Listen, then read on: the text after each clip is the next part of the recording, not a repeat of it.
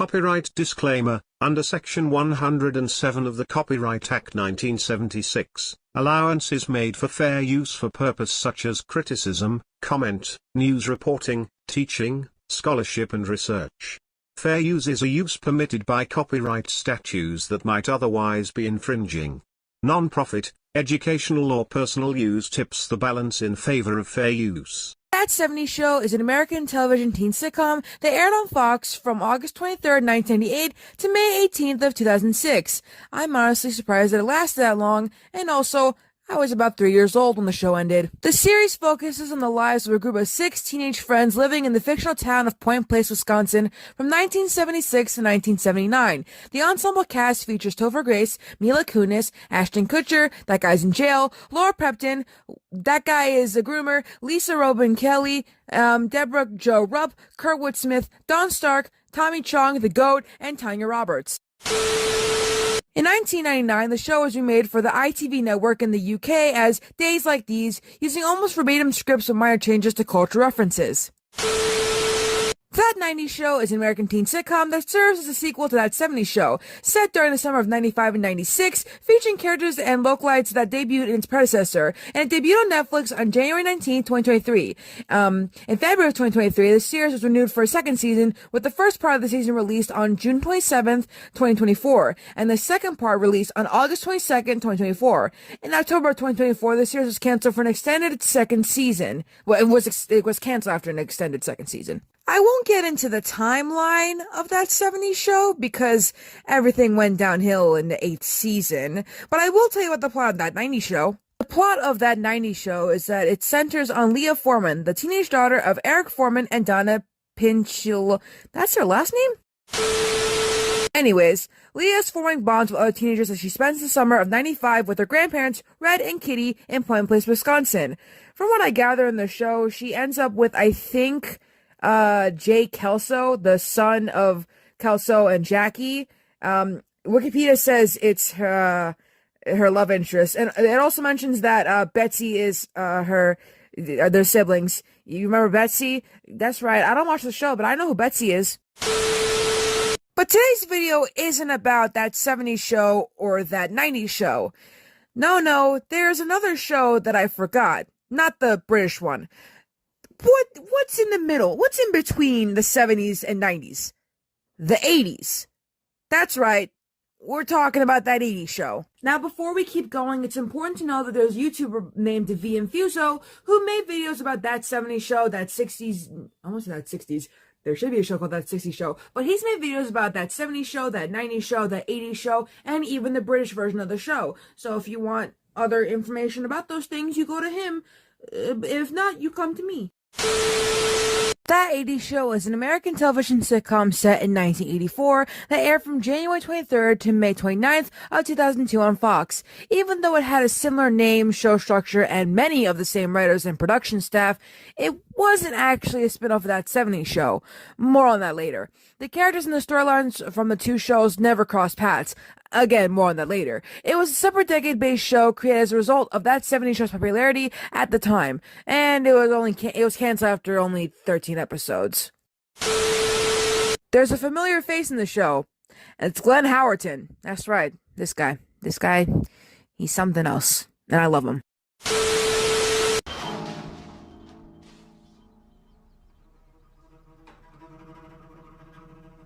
Tell me about Mac's famous mac and cheese.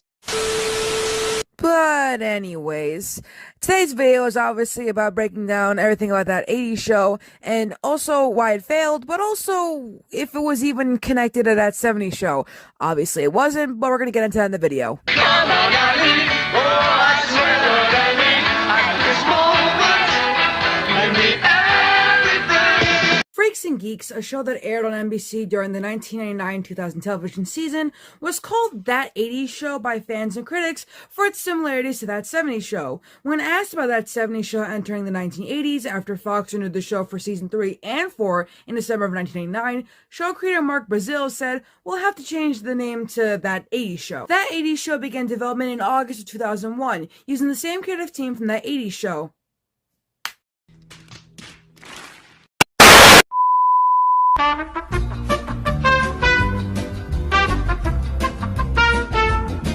That 80s show began development in August of 2001 using the same creative team from that 70s show. Fox wanted to do a spin-off of that 70s show, but moved ahead with a show about a different decade. In November of 2001, Fox announced that 80s show would premiere on January 23rd, 2002 as a mid-season replacement. For those of you who don't know what a mid-season replacement is, it is a show that premieres in the second half of the traditional television season, usually between December and May. Mid-season replacements usually take place after a show that was in the fall schedule was canceled and stuff like that. In developing the show, executive producer Linda Wallum said, "This show really came out of conversations we had while working on that 70s show. We were talking about what we had been doing in the 80s and found that we had all been pretty much doing the same situations, supporting ourselves with jobs we hated but be really burning to be in the show business. But of course, for most people, the 80s were all about going out and getting your share of the money pie. So our characters are people who constantly are being pulled between their artistic dreams and commercial reality." Wallum, along with Mark Brazil and Terry Turner, created the show, and other executive producers included Marcy Carsey and Tom Werner. The costume designer, Melinda Root, who also worked on that 70s show, researched fashion magazines, merchandising catalogs, and yearbooks from the 1980s to find ideas for clothing the characters on the show could wear. Stand-up comic Margaret Smith was cast for that 80s show in October of 2001. Fox announced the rest of the cast: Charlotte Lay, Brittany Daniel, and of course Glenn Howerton, Tinsley Grimes, and Eddie Shin in December of 2001. The show cast was relatively unknown actors, similar to the cast of that 70s show, and one of those members blew up.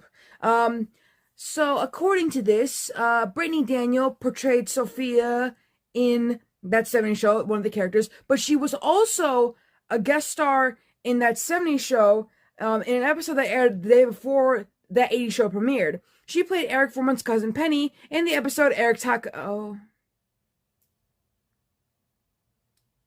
Okay then. Glenn Howerton and Tinsley Grimes grew up both in Montgomery, Alabama at the same time, but they didn't meet before being cast as siblings, so it's kind of crazy. Why do birds suddenly appear every time you are near? Just like me, they long to be close to you.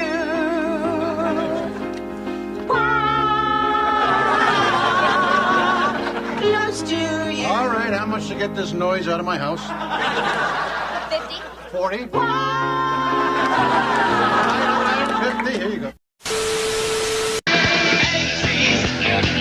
That 80s show debuted on January 23rd, 2002, and ended on May 29th of 2002. Yeah, it really didn't last very long. Its regular time slot was on Wednesday nights at 8 o'clock through 7 o'clock Central on the Fox network. The show is set in 1984 and revolves around the lives of a group of friends in their 20s living in San Diego, California. The show follows the lives of struggling musician Corey Howard and his associates, friends, and family. His working and eventual romantic relationship with June Tuesday is also a focal point and becomes the main anchor of the show after a few episodes. Later episodes focused on the culture clash between Corey and June's lifestyles. Various tidbits of the 1980s culture and music are sprinkled in throughout each episode. As with that 70s show, several celebrities from the decade guest starred in several episodes. Episodes took place at different locations throughout the day. Scenes would take place at Club Berlin, which is a dance club, Permanent Record, the record store where Corey and June worked, Videx, an office owned by RT, Corey's dad, and the family home, along with the occasional car trip. The theme song is a 15-second snippet of 80s by Killing Joke, with the opening credit sequence and screens used to transition from scene to scene, consisting of a hand flipping through a row of vinyl records, each with artwork of a cast member's face and name. The characters that were on the show were Corey Howard, played by Glenn Howerton, a struggling musician who lives at home with his sister Katie, and his father R.T. Howard, who works... Corey works at Permanent Record, which is a record store. He also dated Sophia before the start of the series, and they're recently broken up in the pilot. Tinsley Grimes is Katie Howard, Corey's sister, a valley girl and a college dropout turned environmentalist. Charlotte Lay is June Tuesday, and you might recognize her because she's Lexi Gray on Grey's Anatomy, but she's a punk rock musician who also works at Permanent Record. Charlotte Lay said it took about 35 minutes and 9 pounds of hairspray for her hairstylist to create Tuesday's Liberty Spikes hair for each day of filming. something. Eddie Shin as Roger Park, Roger's Corey's best friend, a struggling used car dealer and a wannabe yuppie like RT. He rents a room above the Howard family garage, and he also admires Ronald Reagan and is a dance enthusiast. Okay. Brittany Daniel is Sophia, Corey's bisexual ex-girlfriend who has an unrequited crush on Corey's sister Katie. Well, that's very brave of them to do that. Margaret Smith is Margaret. Oh, an ex-hippie slash rock groupie and owner of Permanent Record, the record store where Corey and Tuesday work. And Jeff Pearson is R.T. Howard, Corey and Katie's divorced dad and the owner of Videx, a small company that produces and sells personal fitness equipment such as the Butt Lug and the Gut Whacker. Okay. The first episode of That 80s Show received generally negative views from television critics. Eric Kohanik of the Calgary Herald lamented that a time period needs to be at least 20 years away to laugh at it, and That 80s Show was created too soon. David Bianculli from the New York Daily News agreed, yet summed up that the show isn't that bad. Josh Friedman of the Los Angeles Times concluded the pilot was reminiscent of a school reunion, that the nostalgic fun is intermittent. Mickey Turner from the Fort Worth Star-Telegram criticized the chemistry of the cast and the effectiveness of the writing. Sonia Mansfield from the San Francisco Examiner said the show was mildly entertaining with a few funny moments, but pointed out that the humor was being pushed by the setting rather than through its characters. In a more negative review, Peggy Curran from the Montreal Gazette said, "It is nowhere near as funny or original as it could have been." In a retrospective column, Tony Atheron of the Ottawa Citizen explained that one of the reasons that 80s Show failed was because the show featured young adults in the 1980s, and those who experienced that decade in their 20s would be in their 40s when the show aired in 2002. He mused that the show's target viewers in their early 30s, but made their cast of the characters too old. That 80s Show will be canceled just before the airing of its 13th and final episode, a footnote in television history. Ultimately, That 80s Show lacked those things that made its ancestors so triumphant. That 70s Show benefited from a group of characters in their teens that viewers could see themselves in. The popular girl, the geek, the jock, in a time period that matched when they were those people. The characters in the spinoff were simply not as relatable. Katie Howard was an environmentalist at a time when environmental concerns were not at the forefront. The punk rock movement was largely niche, so only a few saw June Tuesday as a relatable figure. Sophie was a bisexual when sexuality was still a sensitive subject. The infamous lesbian kiss on Ellen's The Puppy episode was only 5 years prior. The 1980s, too, hadn't reached a stage where it was far enough away from society's memory to be viewed on an ironic level or an appreciable retro fondness.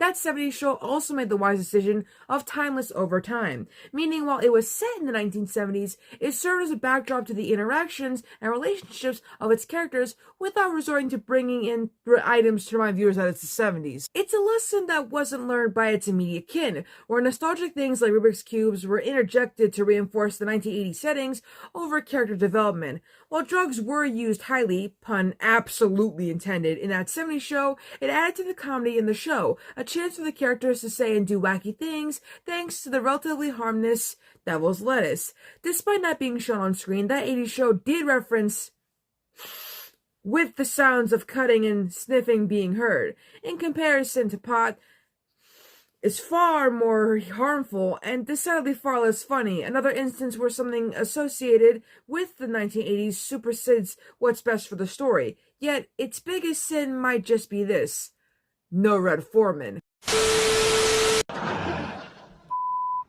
Damn it! I am tired of being Santa Claus! Arguably, Red's presence as an authority figure who calls out the teens, but one who is also shown to have a heart way down deep, but it's there, is an element that one doesn't know is so impactful until it's not there.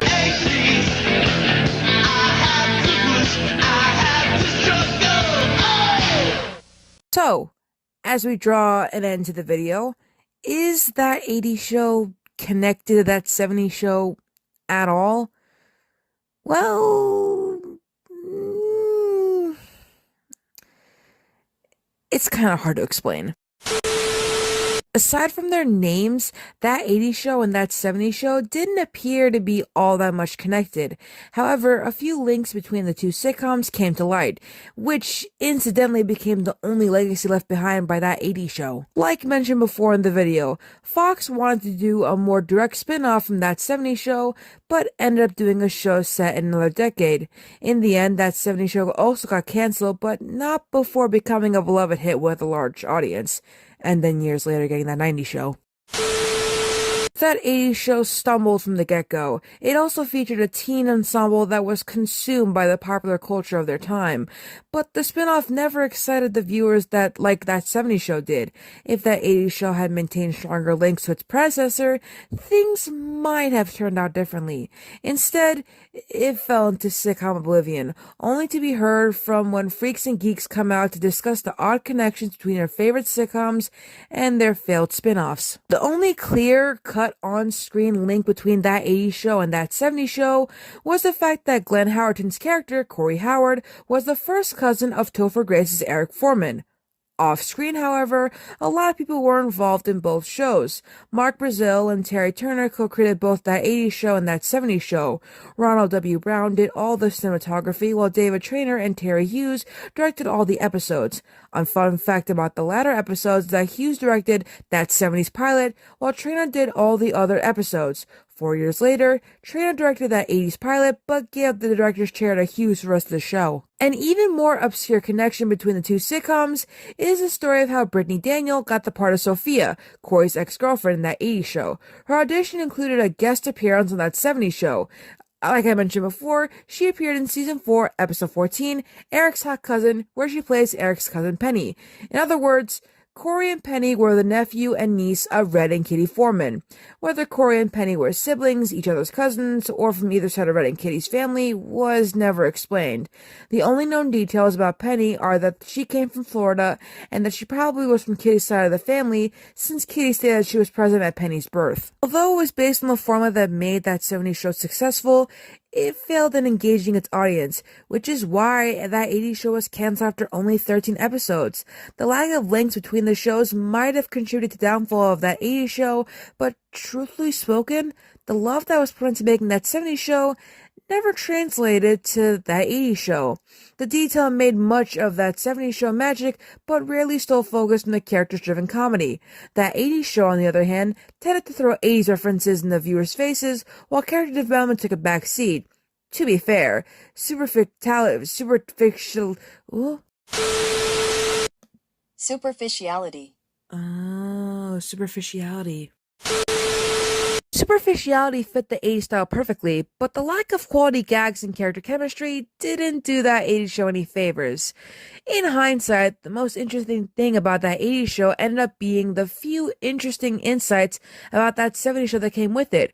Aside from the underlined on-screen connection between Corey Howard and Eric Foreman, the off-screen links connected the show to a larger extent, which only goes to show that it takes more than proven sitcom makers to recreate success. And that's the whole video. It is 1 a.m. I'm about to finish editing this, and I swear, if this gets copyright blocked, I'm gonna get really mad. I swear to God, I'm gonna tweak out. I'm gonna crash out. I'm gonna get really mad. No, but in all seriousness, I actually had a lot of fun making this video, even though it's like now 1:23 in the morning, and my next video isn't even in the schedule. My Chemical Romance. You listen here, you really thought that you could just pop this shit out of nowhere while I'm filming my video. Thank you. Why do birds suddenly appear every time you are near? Just like me, they long to be close to you.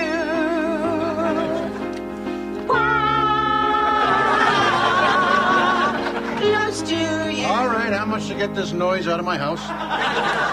50. 40. All right, 50. Here you go.